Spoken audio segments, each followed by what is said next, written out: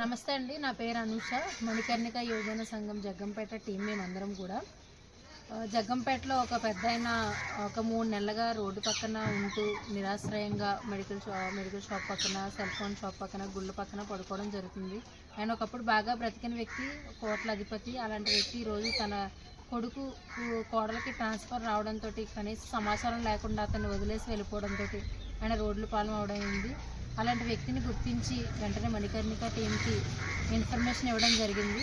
Information ఇచ్చిన వెంటనే మేము ఆయన దగ్గరికి వెళ్ళి ఆయన చూసుకోవడం జరిగింది. 3 నెలల్లో కూడా అతన్ని ఎవరైతే అక్కడ ఉన్న సెల్ ఫోన్ షాపు ఉన్న రమేష్ గారు అనే పెద్ద అనే స్నేహితుడు కలిపి అతను 3 నెలలు చూసుకున్నారు.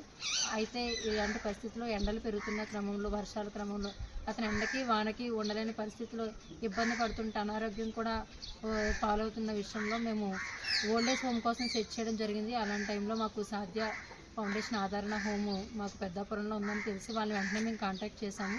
నేను కాంటాక్ట్ చేసిన 24 hours లోపే వాళ్ళు రెస్పాండ్ అయ్యి ఇక్కడ నుంచి పెద్దాపురం నుంచి జగ్గంపేట వచ్చి ఆ పెద్ద ఆయన్ని తీసుకొని ఈరోజు తీసుకొచ్చి ఇక్కడ ఆశ్రమంలో ఏర్పాటు చేయడం జరిగింది.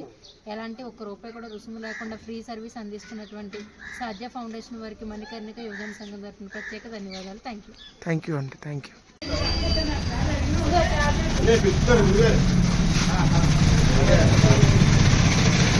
ఏం బాగుంటుంది నన్ను ఇబ్బంది ఏముంది